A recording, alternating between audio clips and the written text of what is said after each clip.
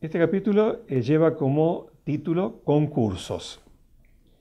Parece una cosa obvia, pero a veces es conveniente recordarla. La palabra concurso está expresando la idea de concurrencia.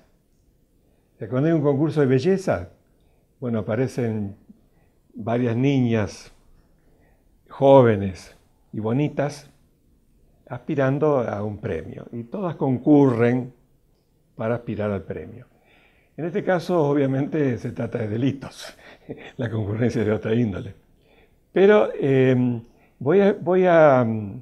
la idea es que efectivamente la ley está regulando qué pasa, qué solución jurídica se le da a casos de concursos en materia delictiva.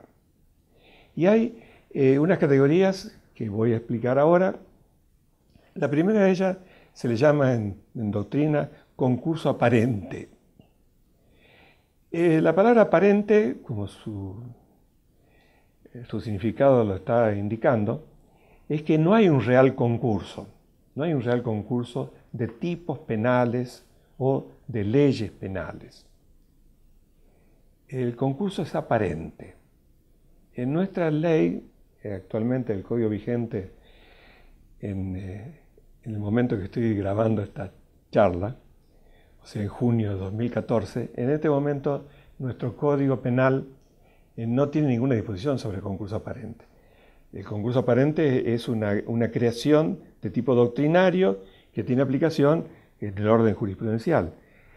En el proyecto de reforma al Código Penal argentino, que está en este momento puesto a consideración de las universidades nacionales, etc., aparecen estos principios o algunos de estos principios que ahora voy a mencionar.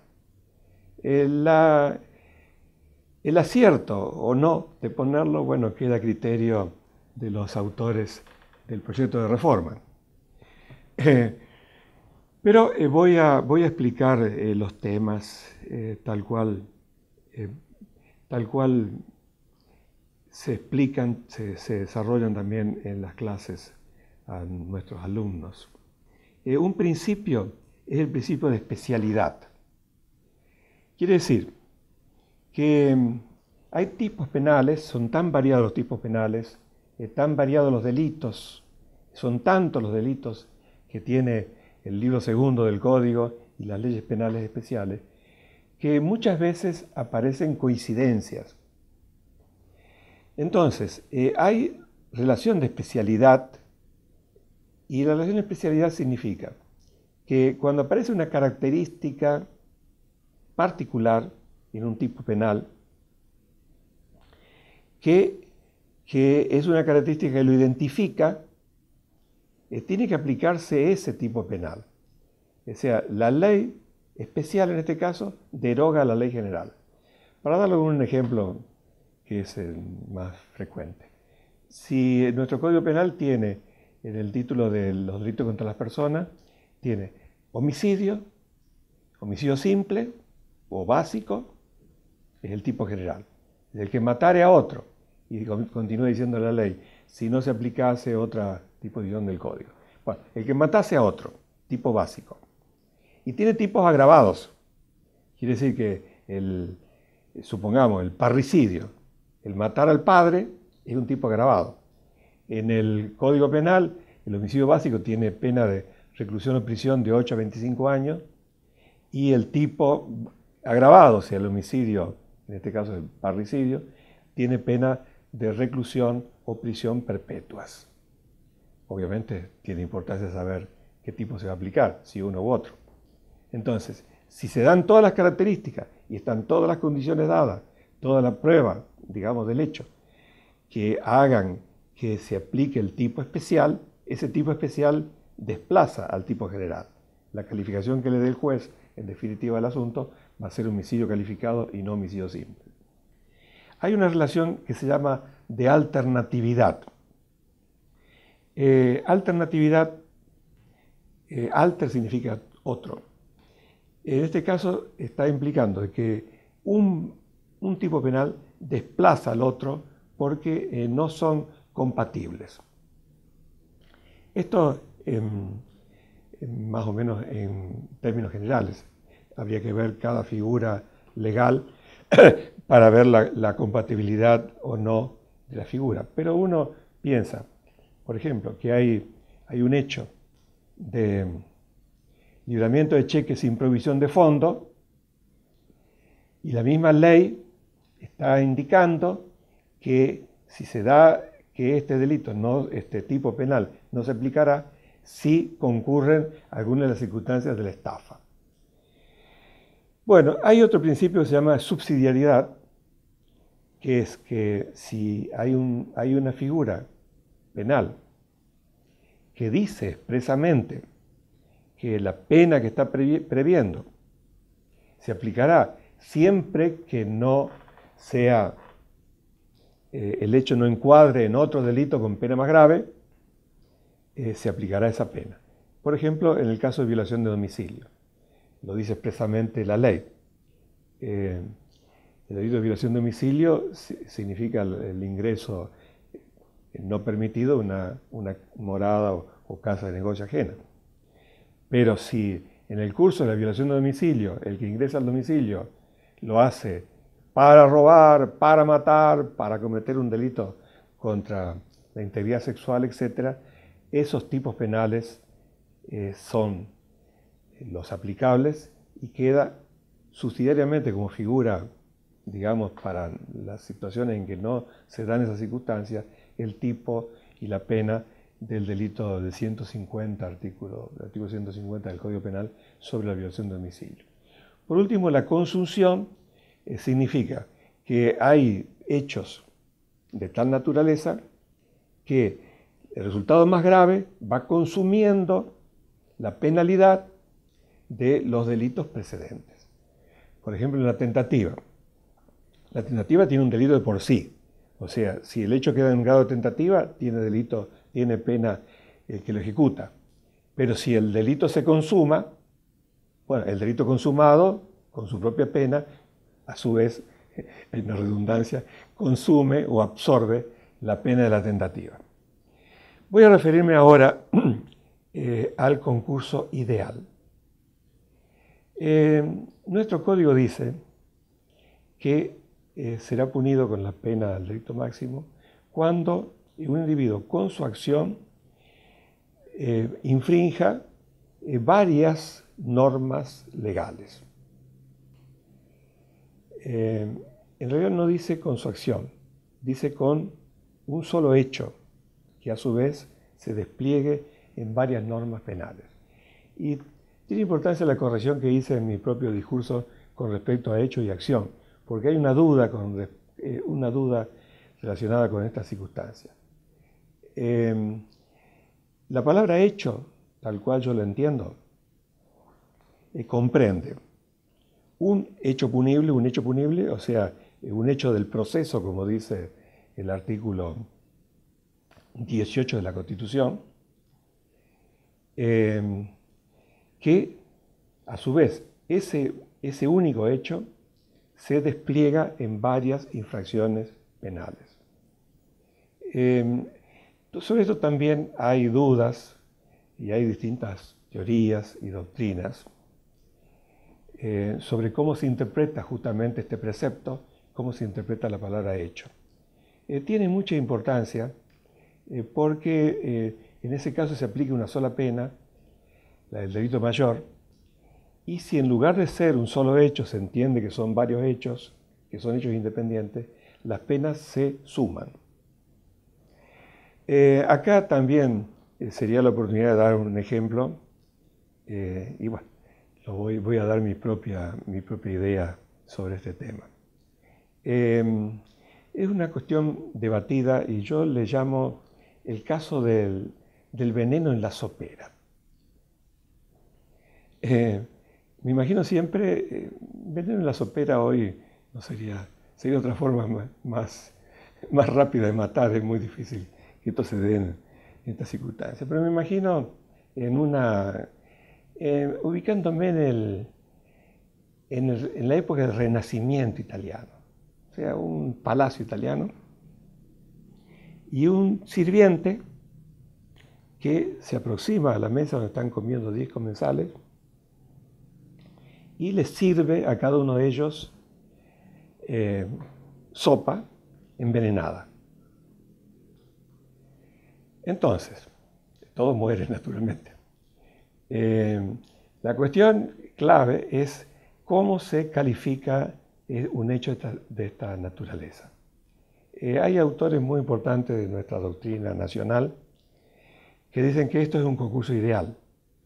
O sea, un solo hecho, el haber puesto veneno en la copera y haberlo repartido entre los comensales, motiva varios homicidios.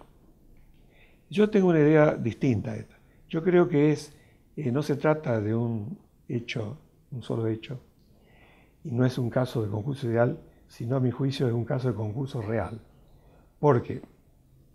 Porque si bien la acción es la misma, la acción es, sí, idéntica, o sea, le va dejando un poco de veneno a cada uno, no hace la cuestión que sea la acción en sí constituye un solo hecho. Un solo hecho, a mi juicio, es un tipo penal que tiene parte subjetiva y parte objetiva. Si el individuo que puso el veneno en la sopera quiso matar a todos, entonces tenía el dolo de homicidio de matar a cada uno de ellos, que lo concretó de la manera que lo he explicado. A mi juicio no cambiaría la situación si el individuo, en lugar de poner un veneno en la sopera e ir sirviendo a los 10 comensales, hubiese matado uno por uno. Hay penalistas argentinos que dicen que es concurso ideal. Yo entiendo que es concurso real, porque no cambiaría la situación, incluso la misma razonabilidad del planteo cambiaría. Si el individuo, en lugar de querer matar a los 10 comensales y hacerlo con la forma en que lo hizo, hubiese esperado que llegase uno, le daba la sopa envenenada, llegase otro, le daba la sopa envenenada. O sea que no cambia la situación de cómo realizó el hecho, no cambia el encuadre jurídico. En este caso, yo creo que se trata de un concurso real. Bueno, y ya que estamos en el concurso real, voy a explicar rápidamente este tema. Nuestro Código Penal dice que si los hechos son independientes, subrayo la palabra independientes por lo que voy a explicar después. Si los hechos son independientes, el Código tiene un sistema de punibilidad que, en definitiva, y dejando de lado las particularidades que obviamente cualquiera puede leer en el Código, lo que hace es sumar las penas de los respectivos delitos. Acá tengo que hacer una consideración que a mi juicio es importante. Todos recordamos, lo que estamos en materia penal y los ciudadanos creo que también, que hace poco tiempo, durante la presidencia de Néstor Kirchner, se produjo el secuestro y posterior asesinato del hijo de un señor que decía ser ingeniero, de apellido Bloomberg. Este hombre, con su dolor, lo transmitió a la colectividad y consiguió en algún momento reunir 200.000 personas propugnando una reforma legislativa. Las reformas, llamadas por algunos las leyes Bloomberg, fueron, a mi juicio, nefastas.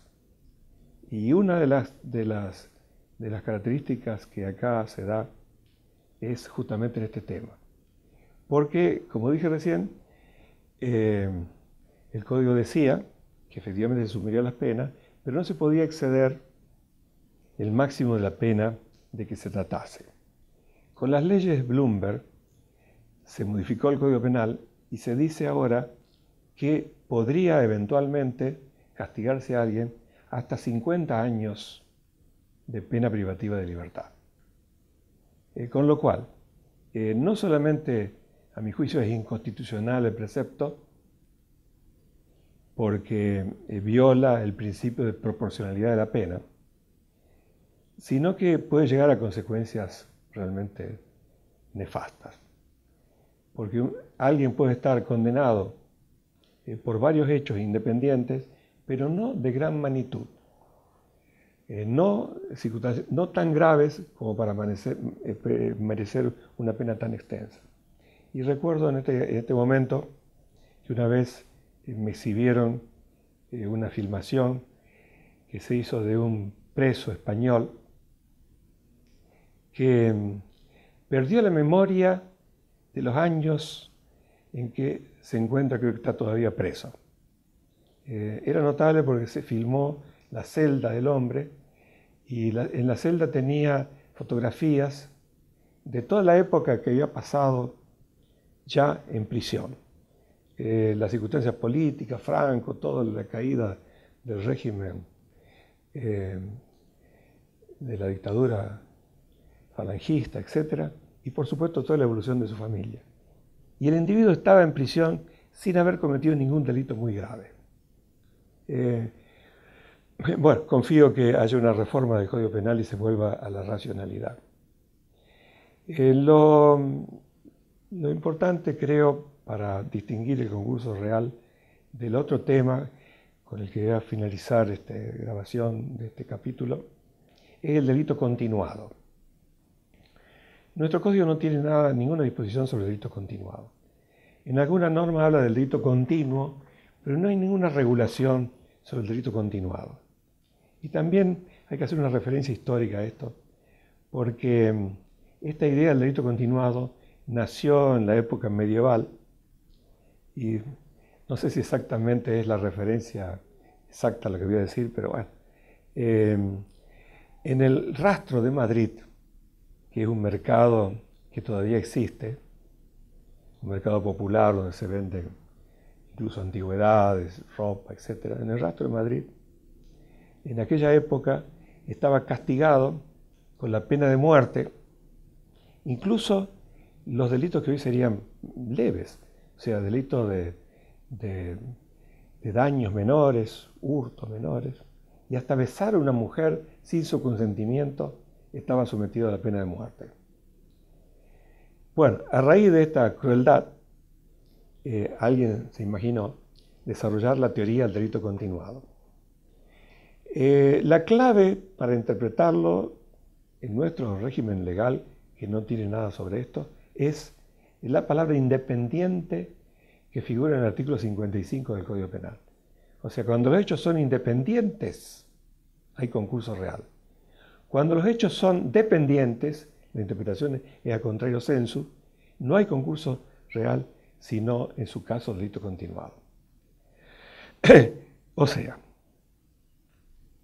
acá tengo que recordar un caso de la vida jurisprudencial argentina que sirve a los efectos docentes, que es el caso del collar de perlas. Una mujer, empleada doméstica de alguien de fortuna, admiraba un collar de perlas de su patrona, de su empleadora. También ocurrió hace varios años, por eso digo su patrona. Y quería hurtar 4 perlas para hacerse 2 colgantes. 2 colgantes con 2 perlas cada uno. Y el proyecto entonces, el plan, era hurtar 4 perlas para hacerse ese colgante. Y aprovechaba que la mujer, la dueña del collar, salía los sábados a la noche a cenar, al teatro, donde fuera, y al día siguiente dejaba el collar al descuido sobre un mueble. Entonces la mucama tomaba el collar, sacaba una perla, engarzaba nuevamente el collar y la dueña del collar no se daba cuenta. Hizo así con la otra perla, el collar se hizo más chiquito, hizo la tercera perla y ya a la mujer le quedaba estrecho el collar a la dueña. Entonces la despidió, pensando que efectivamente era ella la autora del hurto de las perlas. Pero en el momento en que recogía sus cosas para irse, rompió la gaveta, rompió la cerradura del mueble donde tenía la mujer el collar de perla y sacó la cuarta perla. La interpretación que le dieron los jueces en aquel entonces y que nos sirve a nosotros como explicación de este tema es que en el primer caso los 3 hurtos fueron un solo delito, un delito continuado, un delito de hurto continuado. Por supuesto que hubo sucesión en el tiempo, pero la modalidad fue exactamente la misma. El tipo penal fue el delito de hurto y obedecía a un único móvil que era el hurtar y hacerse el collar de perlas este. Esos 3 hurtos, delito continuado, concurren realmente, o sea, delito, concurso real, con el robo del cuarto elemento, la cuarta perla. Porque ya no es hurto, sino que es robo. O sea, la mujer usó violencia en las cosas, en este caso rompió el mueble, rompió la cerradura del mueble, para apoderarse de la cuarta perla. Entonces, en términos generales, yo puedo decir que el delito continuado existe cuando hay una sola finalidad, cuando solamente difiere en el tiempo el modo de comisión y cuando sea aplicable, obviamente, el mismo tipo penal. Se pueden dar ejemplos de distintas índoles, pero evidentemente en los tiempos también en que había balanzas con pesas de bronce, si un almacenero o un carnicero de aquel entonces hacía una maniobra de tal manera que la pesa le permitiese vender como siendo de 1 kilo, algo que no pesaba 1 kilo, en ese caso las defraudaciones que haya cometido sean castigadas con la forma de el esquema que he explicado del delito continuado.